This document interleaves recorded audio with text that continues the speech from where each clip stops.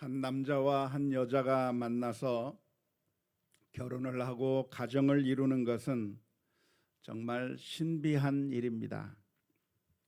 여러분은 어떻게 해서 배우자를 만나게 되셨습니까? 각 가정마다 만나서 이야기를 해보면 어떻게 해서 지금의 남편, 지금의 아내를 만나게 되었는지 그 이야기를 들어보면 정말 흥미롭고 참 재미있고 정말 아주 놀라운 참 흥미진진한 것을 느끼게 됩니다. 저와 제 아내는 어떻게 만났을까요? 저와 제 아내가 만나게 된 스토리도 들어보시면 아주 흥미롭고 재미있을 거라고 생각이 드는데요. 전 세계로 방송되는 이 상황 가운데서 말씀드리기는 어렵고 나중에 기회가 된다고 하면 사적인 자리에서는 말씀을 드릴 수가 있을 것 같습니다. 젊은이들이 종종 질문을 던집니다. 목사님, 어떻게 내게 맞는 배우자를 어떻게 하면 찾을 수 있을까요? 어떻게 배우자를 발견할 수 있을까요? 묻습니다.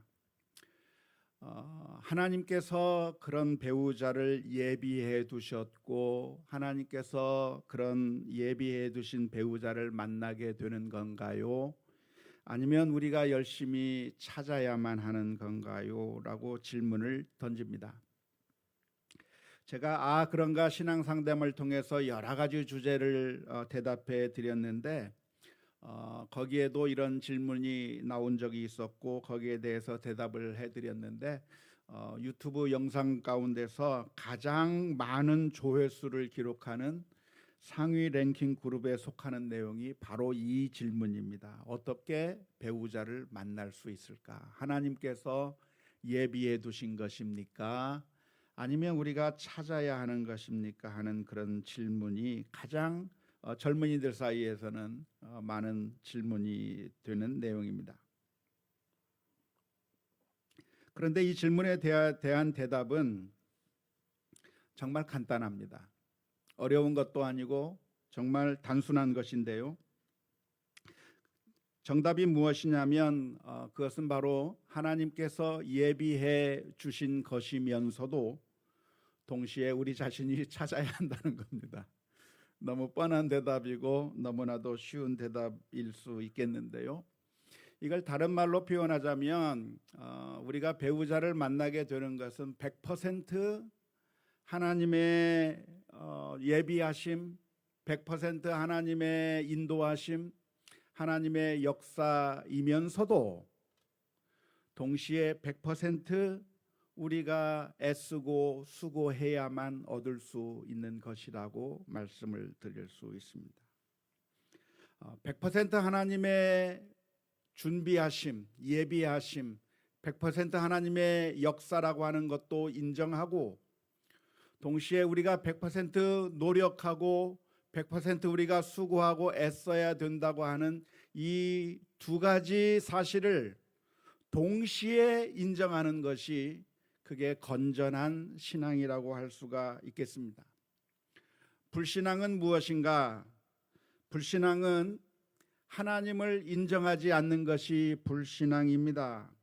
하나님이 도와줄 필요도 없고 하나님께서 예비하신 것도 아니고 오로지 내 힘과 내 능력으로 오로지 나의 노력으로 무엇인가를 이룰 수 있다고 생각하는 그것은 불신앙이라고 할 수가 있겠습니다. 하지만 정반대로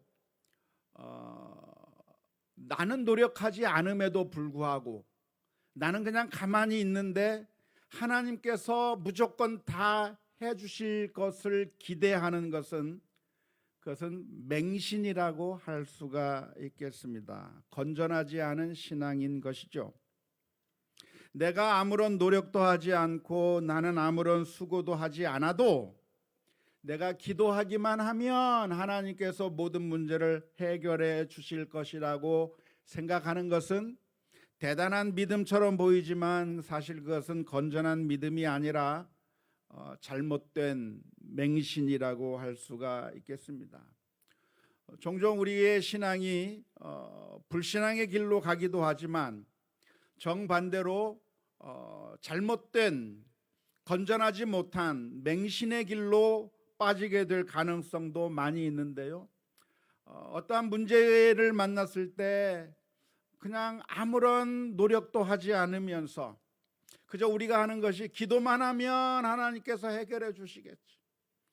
기도가 정답이니까 우리가 기도하고 있으면 먹을 것도 생기고 살 것도 생기고 기도하면 모든 것이 다 해결될 것이라고 생각하는 것도 사실은 건전한 신앙이라고 할 수가 없습니다.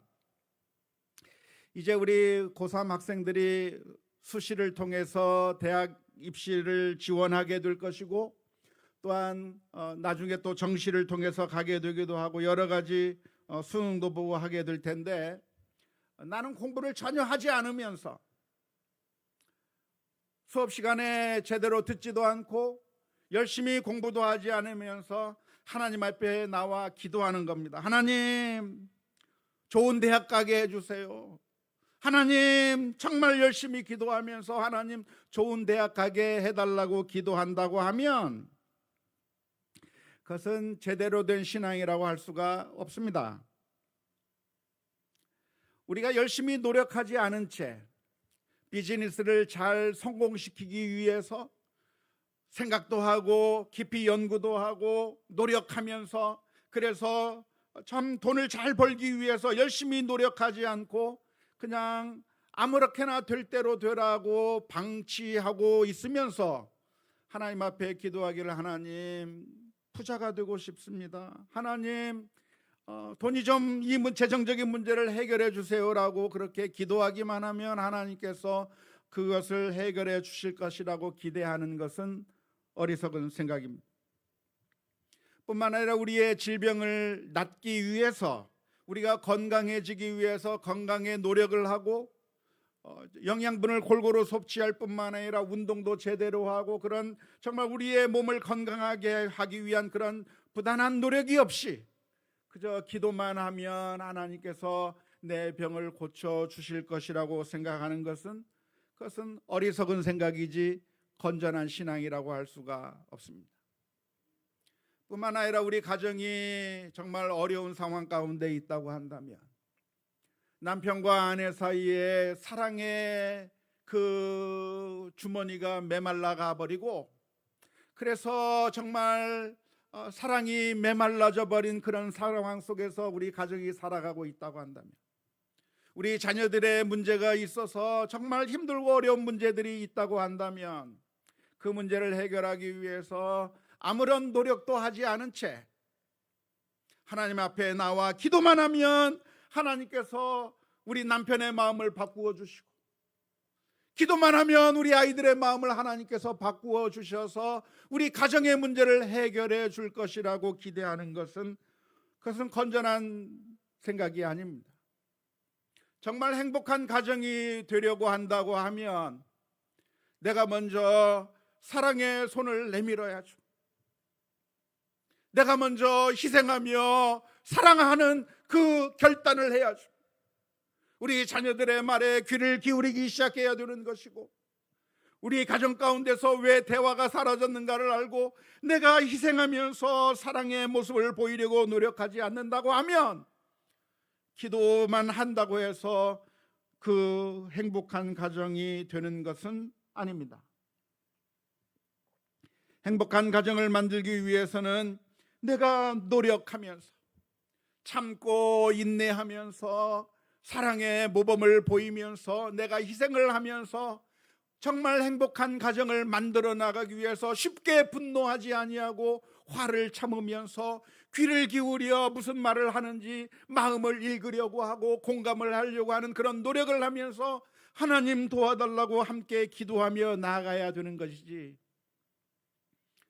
대화도 끊어버린 채 말도 하기 싫고 아무것도 하기 싫은 그 상황 가운데서 하나님 왜 우리 가정은 이렇습니까? 기도만 하고 있는 것은 건전한 신앙이라고 할 수가 있겠습니다. 맹신도 아니고 불신앙도 아니고 건전한 신앙은 무엇입니까? 그것은 우리가 힘쓰고 애쓰고 노력하면서도 이것이 나의 공로가 아니라 하나님께서 지켜 보호해 주신 것임을 인정하고 하나님 앞에 감사할 수 있는 것이 건전한 신앙입니다. 시편 127편 1절 말씀에 보면 이렇게 기록합니다. 여호와께서 집을 세우지 아니하시면 세우는 자의 수고가 헛되며 여호와께서 성을 지키지 아니하시면 파수꾼의 깨어 있음이 헛되도다. 이 말씀은 무슨 의미인가요? 집을 세우기 위해서는 하나님께서만 세워주시면 된다는 게 아니고 세우는 자가 수고하고 애써야 되는 것인데 세우는 자가 수고하고 애쓰기만 해서 되는 것도 아니고 하나님께서 세워주시는 것이 있어야 한다고 하는 것을 고백하는 것이고, 성을 안전하게 지키기 위해서는 우리는 방어하지 않고 그냥 아무런 대비도 하지 않은 채 그저 하나님께서만 지켜주실 것을 기대하는 것이 옳은 것이 아니라 파수꾼이 깨어서 경성해서 방어를 최대한 대로 해야 됨에도 불구하고 하나님께서 그 성을 지켜 보호해 주셔야만 한다고 하는 것을 동시에 고백하는 것이죠.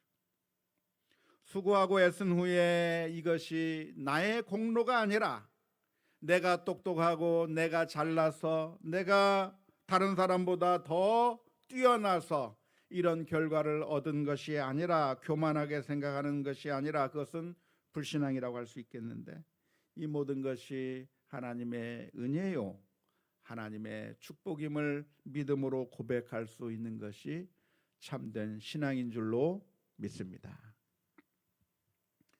오늘 우리는 아브라함의 아들 이삭을 위해서 그 이삭의 신부감을 찾는 이야기의 한 대목을 우리가 함께 읽었습니다. 아브라함은 100세에 낳은 아들 이삭이 이제는 장가를 가야 할 때가 되자 자기가 데리고 있던 종에게 사명을 주어서 파송했습니다. 우리 아들을 위해서 신부감을 구해오라고 하는 그런 사명을 아브라함의 종에게 맡겨 주었습니다. 신부감을 찾아올 때 조건이 하나 있었는데요. 그것은 이삭을 위한 신부를 구할 때 이방 족속들 가운데서 신부감을 구할 것이 아니라 내 고향, 내 족속에게로 가서 거기서 신부감을 구해오라고 하는 그런 조건을 달아서 종을 파송하게 되었습니다. 따라서 이 아브라함의 종은 자기 집을 떠나서 아브라함이 원래 살던 고향으로 갑니다. 저 먼 길을 걸어가서 그 아브라함의 고향 속에서 아브라함의 가족들 가운데서 신부 하나를 구하기 위해서 먼 길을 떠나게 되었는데요. 그렇게 해서 도달하게 된 것이 어디냐면 아브라함의 친척의 집에 도달하게 되었습니다. 그래서 구하게 된 여인, 이삭의 신부로 구한 여인의 이름이 뭐죠? 이삭의 아내 리브가라고 하는 여인을 구하게 됐습니다. 가게 도표를 한번 보았으면 좋겠는데요. 데라라고 하는 사람에게 아브라함과 나홀과 하란이라고 하는 아들이 있었고, 아브라함은 이삭을 낳았고 나홀은 하란의 딸 밀가와 결혼해서 리브가와 라반을 낳았는데, 바로 이 아브라함의 아들 이삭을 위해서 나홀과 밀가 사이에서 태어난 리브가, 다시 말하자면 아브라함의 조카 딸 리브가를 신부감으로 맞이하게 된 것이죠. 나중에 그 이삭이 낳은 야곱은 외삼촌 라반의 딸들인 레아와 라헬 사촌과 결혼하게 되는 이 친족 간에 결혼하는 내용이 창세기의 말씀 가운데 기록되어 있습니다. 옛날에는 결혼을 하기 위해서는 신부감을 데려오기 위해서는 지참금을 가지고 가야 됩니다. 그래서 많은 지참금을 가지고 가서 장인 장모에게 그 지참금을 드리고 신부를 데리고 오는 것이죠. 마치 신부를 사오는 것처럼 수많은 예물을 드리고 그 지참금을 드리고 그 신부를 데리고 오는데, 아브라함의 종은 먼 길을 떠나서 이 리브가의 집에 도달하게 되었고, 그리고 리브가를 이삭의 아내로 맞이하게 되기 위해서 그 신부를 데리고 돌아와 결국 이삭이 리브가와 결혼하게 되었다고 하는 것이 창세기의 말씀 가운데 기록되어 있는 내용입니다. 우리가 이 창세기에 있는 결혼 이야기, 이삭이 어떻게 리브가와 결혼하게 되었는가 하는 이야기를 우리가 전체를 다 살펴보지는 않았지만, 이 이야기를 읽으면서 오늘날 우리가 결혼하는 것도 이런 방식을 그대로 따라야만 하고 이러한 결혼 방식을 그대로 적용해야 한다고 생각하는 것은 바람직하지가 않습니다. 성경에 나왔으니까 성경이 하나님의 말씀이고 그 하나님의 말씀을 우리가 따라야 되기 때문에 결혼하는 것도 창세기에 기록된 이 방식 그대로 우리가 따라야 된다라고 말하는 것은 옳지 않습니다.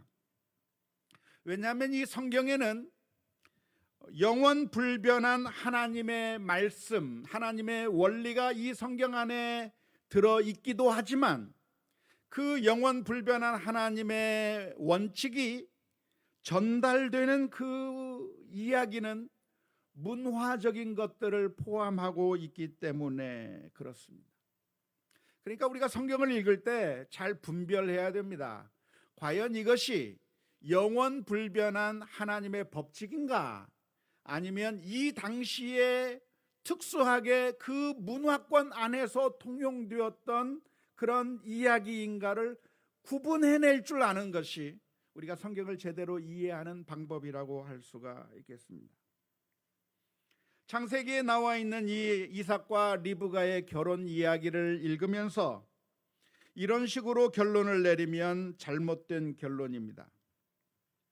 그러니까 옛날에는 자기들이 서로 사랑해서 한 남자와 한 여자가 서로 사랑해서 결혼한 것이 아니라 부모가 신부감을 어디서 데리고 와가지고 결혼을 시키면 결혼을 했듯이 오늘날에도 서로 연애 결혼을 할 것이 아니라 꼭 부모님이 짝을 찾아주면 그 짝과 결혼해야만 한다 라는 식으로 결론을 내리면 안 됩니다. 그게 성경의 원칙이라고 말하면 안 됩니다. 더 나아가서 결혼할 때 오늘 이삭과 리브가는 이방 민족에게서 아내를 구한 것이 아니라 친족 간에, 친족 내에서 결혼을 한 이 이야기를 보면서 우리 한국 사람이 타 민족과 타 인종과 결혼하면 안 되고 오로지 우리 인종 같은 그 민족끼리만 결혼을 해야 된다라고 결론을 내리는 것도 역시 잘못된 결론입니다. 이것은 그 당시에 문화적인 것이었을 뿐이기 때문에 그렇습니다. 이것이 과연 영구불변한 하나님의 법칙인지, 그 당시에서 통용되었던 문화적이고 사회적인 상황 가운데 있었는지 이것을 잘 구분해야 되는데, 그것을 잘 구분하지 못하게 되면 우리 성도님들 가운데 소위 믿음이 있다고 하는 사람들이 종종 성경을 읽으면서 엉뚱한 결론을 내리는 경우가 많이 있습니다. 이걸 많이 혼동을 하는 것이죠. 그래서 어떤 사람은 말하기를 아기를 낳을 때 무통주사를 맞으면 안 된다라고 생각을 하는 그런 사람도 있어요. 아니에요. 그렇지 않아요. 하나님께서 해주신 이 성경 말씀 가운데 우리가 영원히 받아들여야 될 말씀도 있지만, 그러나 그것이 문화적이고 그 당시의 상황 가운데서 주어진 것들도 있기 때문에 우리가 성경 말씀을 전체적으로 잘 분석하고 종합해서 어떠한 것은 우리가 반드시 따라야 될 영원 불변한 진리인지, 아닌지 이것을 잘 구분하는 훈련을 우리가 해야 할 줄로 믿습니다. 아무튼 아브라함의 종은 아브라함의 사명을 받아서 신부감을 찾기 위해서 먼 길을 나서게 되었는데 그 과정 가운데서 제일 먼저 만난 사람이 누구냐면 리브가라고 하는 여인을 만나게 되었는데 바로 그 리브가가 아브라함의 조카였던 것이죠. 아브라함이 말하기를 절대로 내 고향 내 친족 중에서 아내를 선택하라고 했는데 제일 먼저 만난 여인이 누구냐면 바로 아브라함의 조카를 만나게 된 겁니다. 아주 잘 된 거죠. 뿐만 아니라 리브가의 인품을 테스트해 봤습니다.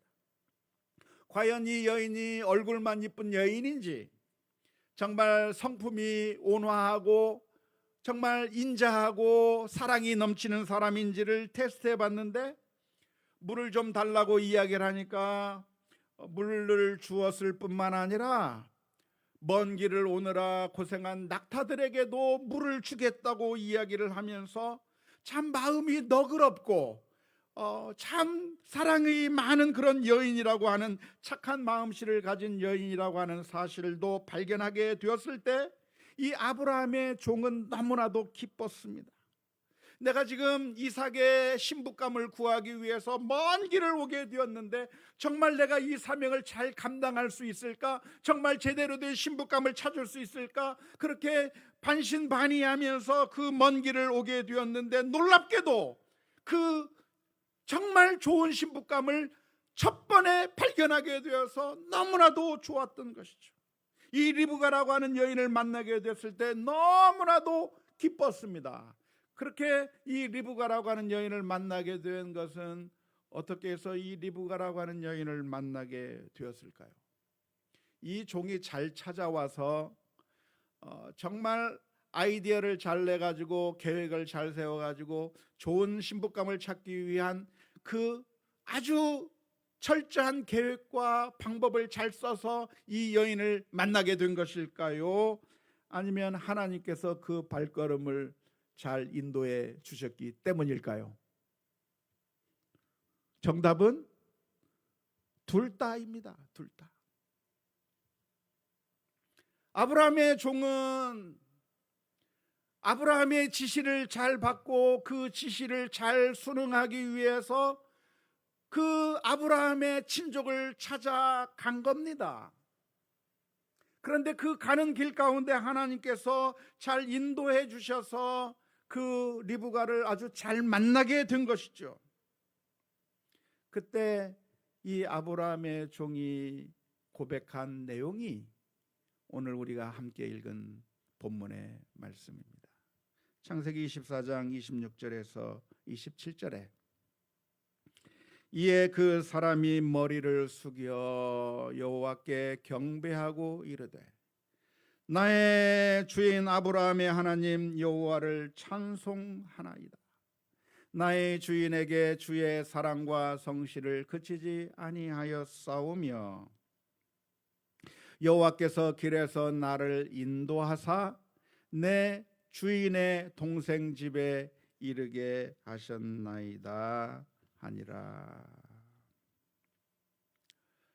이 아브라함의 종은 자기가 이 리브가를 만나게 된 것이 내가 똑똑하고 내가 계획을 잘 세워서 그래서 내가 잘났기 때문에 이 여인을 만나게 된 것이라고 말하지 않고 이렇게 이 좋은 여인을 만나게 된 것이 하나님의 인도하심이었다고 믿음으로 고백하고 있습니다.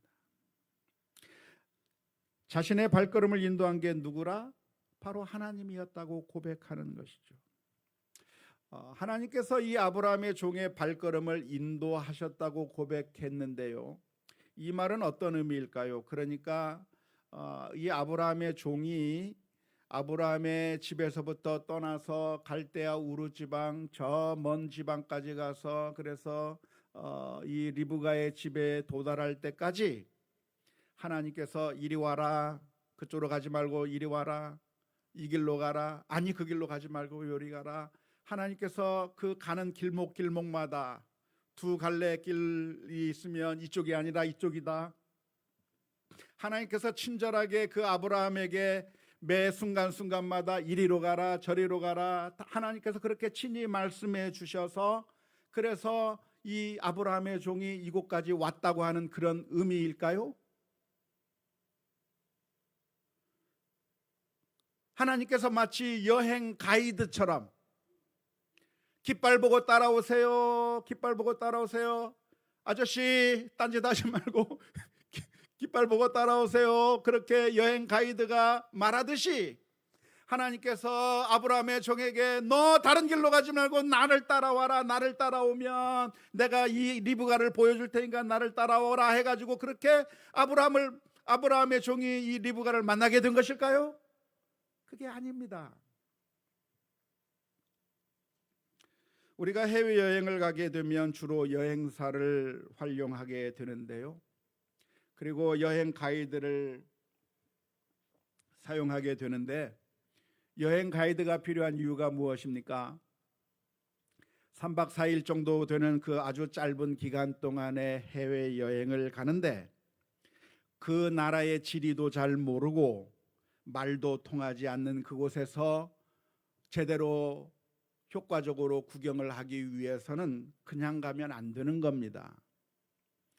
반드시 가이드가 있어서 그 가이드가 미리미리 다 스케줄도 다 잡아놓고 다 차량도 다 대절해 놓고 말도 통하지 않는 그곳에서 다 통역을 해가면서 안내해 줘야 여행을 무사히 마치고 나오게 되는 것이죠.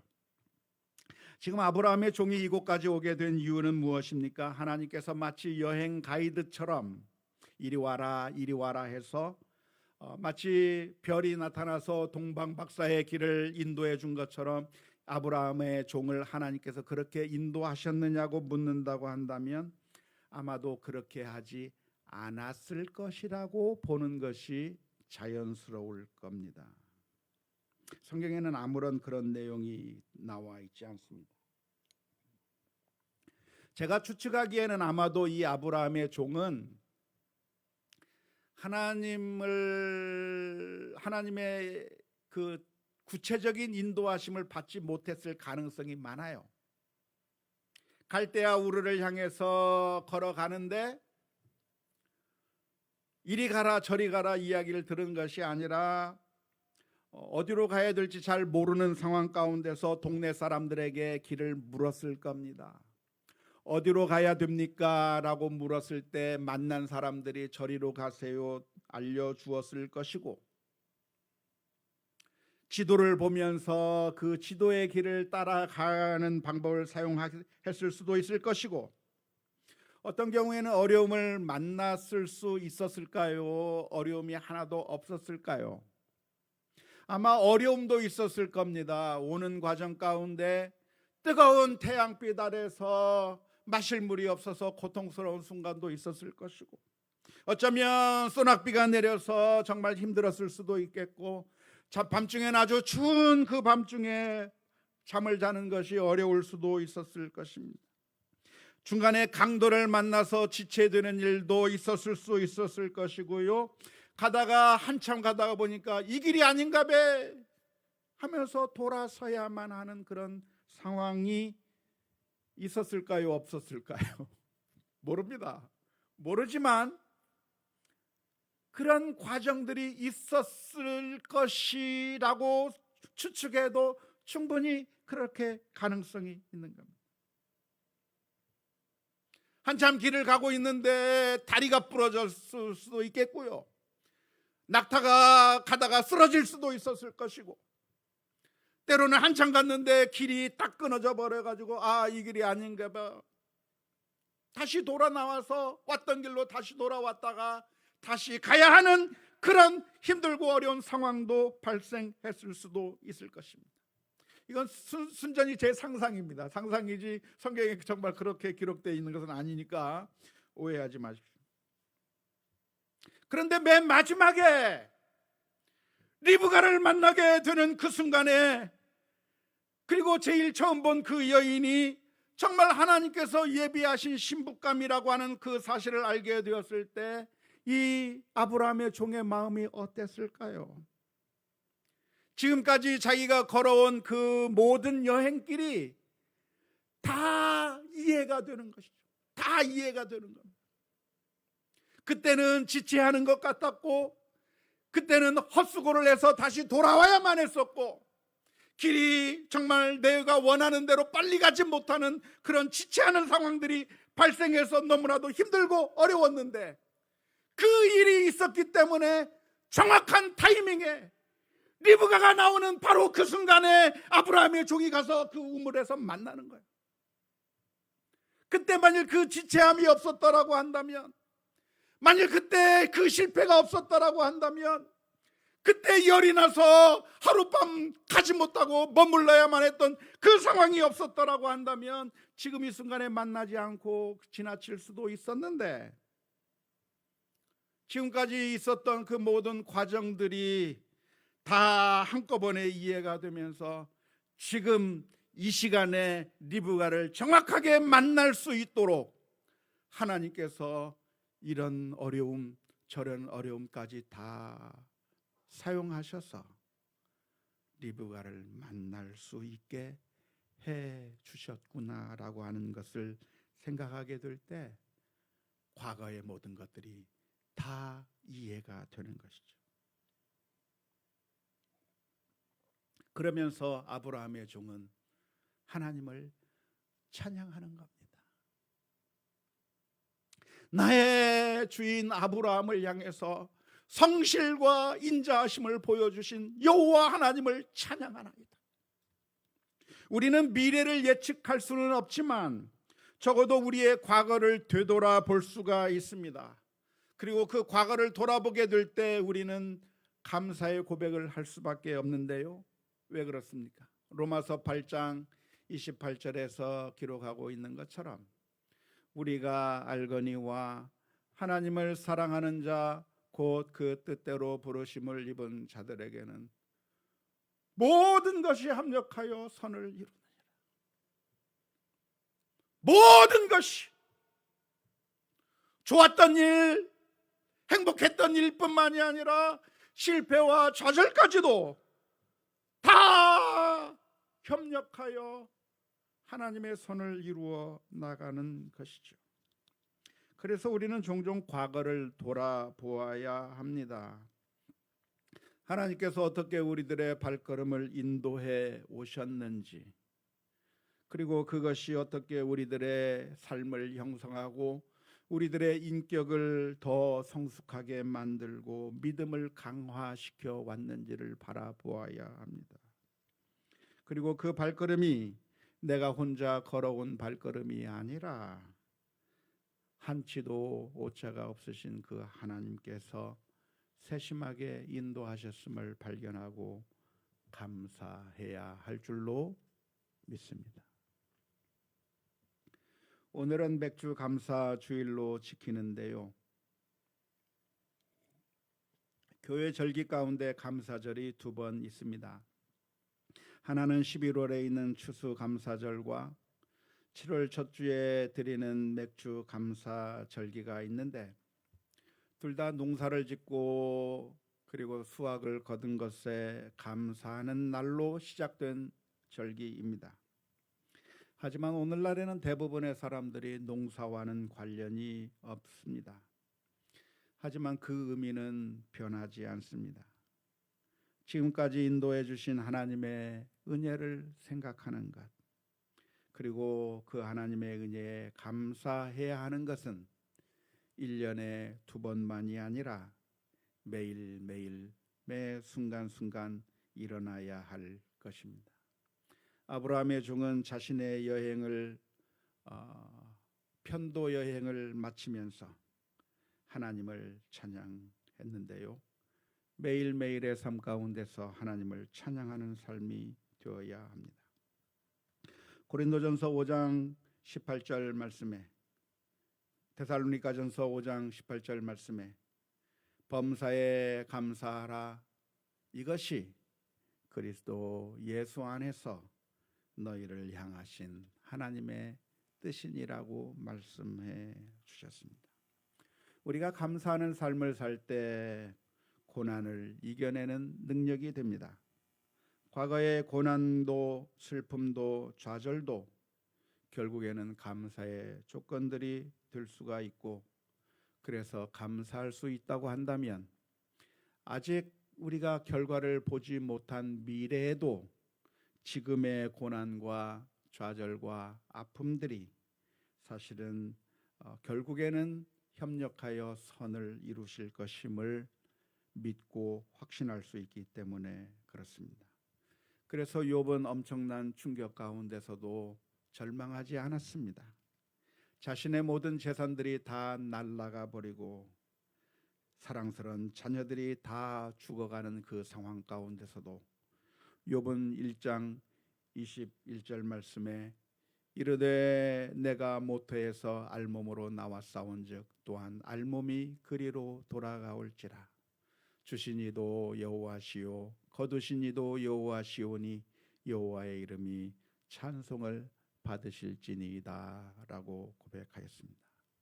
사랑하는 성도 여러분, 하나님은 어떤 하나님이십니까? 신앙은 하나님이 어떠한 하나님인가를 알아가는 것입니다. 그런데 저와 여러분들에게 하나님은 어떤 하나님이십니까? 하나님은 우리를 사랑하시는 하나님이십니다.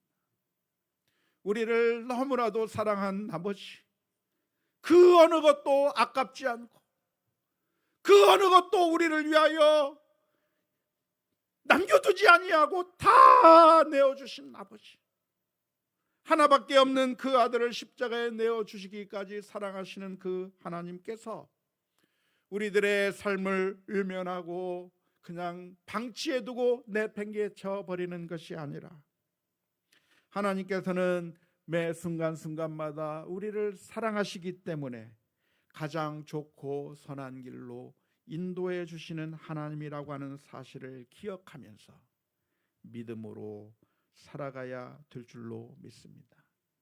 두려워할 것도 슬퍼할 것도 낭망할 것도 없고 실패하는 것도 좌절하는 것도 문제가 아니고 우리가 해야 될 유일한 것이 있다고 한다면 하나님 앞에 감사하는 삶, 찬양하는 삶이 될 수 있기를 주님의 이름으로 축원합니다.